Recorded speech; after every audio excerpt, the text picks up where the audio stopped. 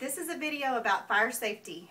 In 2007, someone died in a fire about every 150 minutes, and someone was injured about every 30 minutes. 80% of deaths from fire occur in the home. To practice the best fire safety, make sure a fire doesn't start in the first place.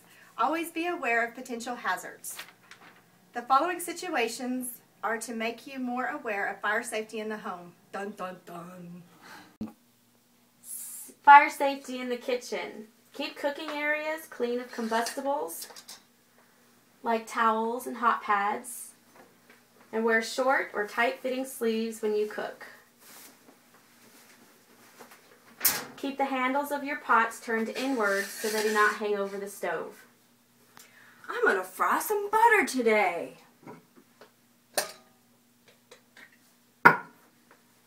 Watch your cooking.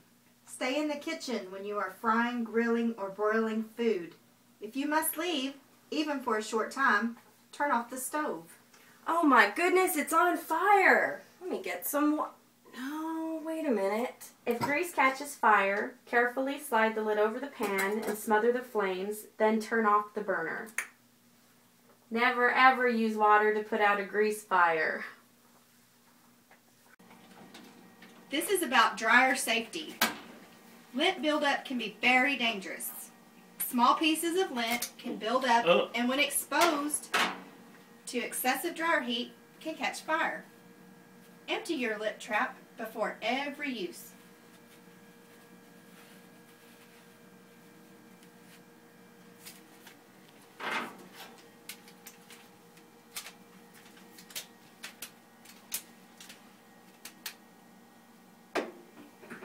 There we go.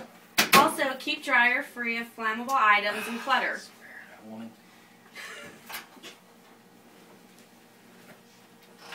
All right. Oh. This is about fire safety in your home and smoking.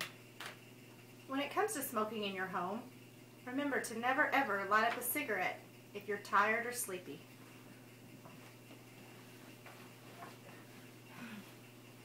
If you do happen to fall asleep, you're putting yourself, your home, and others at risk for harm from a fire.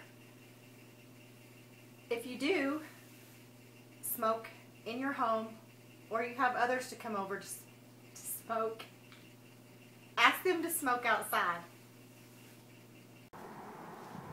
When smoking outside, make sure to put out your cigarette in a deep, sturdy ashtray that is free from trash and clutter. Oh. As decorative candles become more popular, candle fires are on the rise. If you light candles, keep them out of reach of kids and pets, away from curtains and furniture, and extinguish them before you go to bed. Make sure candles are in sturdy holders made of non-flammable material that won't tip over. I don't know how many times I've told you to quit putting this up there. My candle fort. I worked hard on that. Don't let older kids, teens, and husbands use candles unsupervised in their rooms.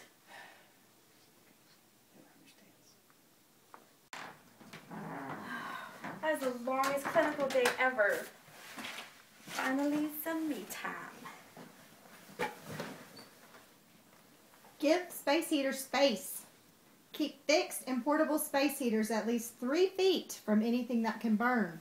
Gosh, sister, I know it was a long day at clinicals, but you can't just set everything by the space heater.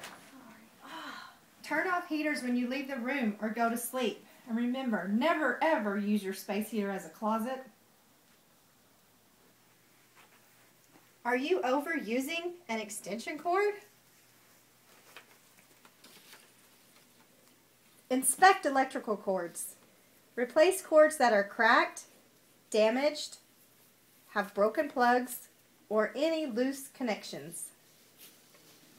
You're not going to use that, are you?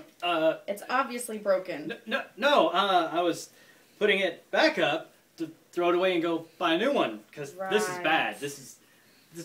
Why would you use that? That's bad. Be prepared for any accidents by having fire extinguishers strategically placed around your house, at least one on each floor and in the kitchen. the basement, the garage, or workshop area. Keep them out of reach of children.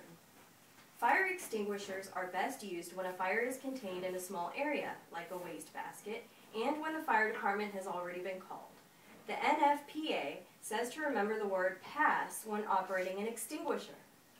Pull the pin, release the lock with the nozzle pointing away from you. Aim low, point the extinguisher at the base of the fire.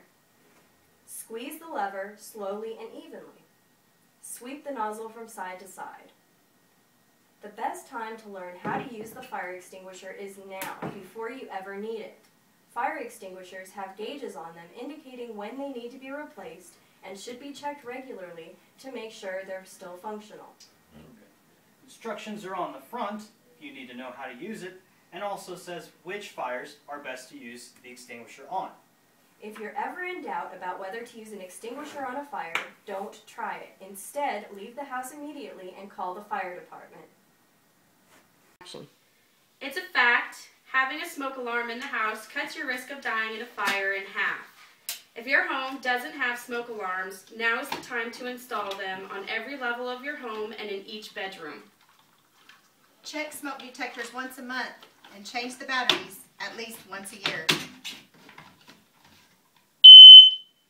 Hey, honey, you hear? Can you hear that? What are you doing? Making sure it's working. Quit that! Oh, okay. Along with smoke detectors, a fire plan can be the difference between life and death when a fire occurs in your home. Flames and smoke can engulf your home or apartment in a matter of minutes, which is why your family should plan, prepare, and practice a fire plan. Preparing your plan.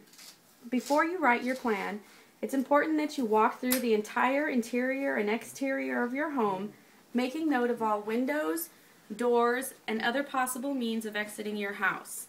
When you're ready to work on your plan, keep the following in mind. Have 2 escape routes per room if possible. Make sure everyone knows about the plan, including kids. Practice your escape plan at least twice a year and make sure everyone knows about it. Keep housekeepers, nannies, or babysitters aware of the plan. Keep a written version of the plan posted in a place where older children can read it. Practicing your plan. Once you've created your family escape plan, make sure you practice an escape from every room in the house. Keep the following points in mind. Remove any clutter or obstacles that could block your escape routes. Arrange to have a meeting place outdoors, a good distance away from the fire.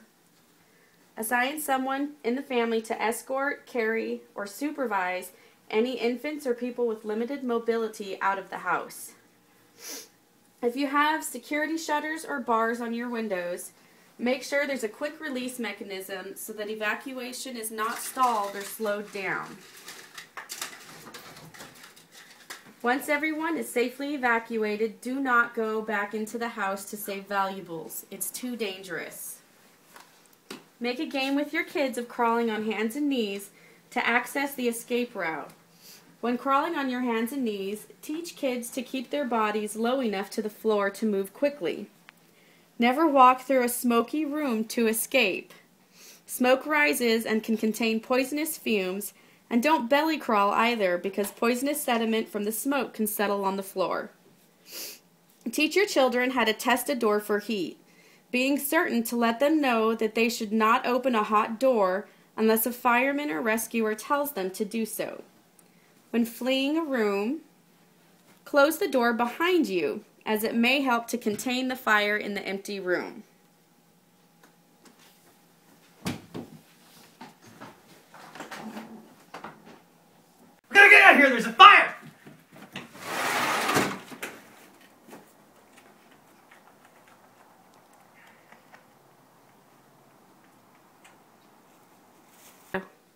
What do you do when your clothes catch fire? 3 simple steps to put out the fire. Stop where you are. Don't run, drop to the ground and roll around. What do you do when your clothes catch fire? 3 simple steps to put out the fire. We want to thank you for watching our video on fire safety, and hopefully you'll learn a few tips and things to do to keep your family more safe and to combat fires.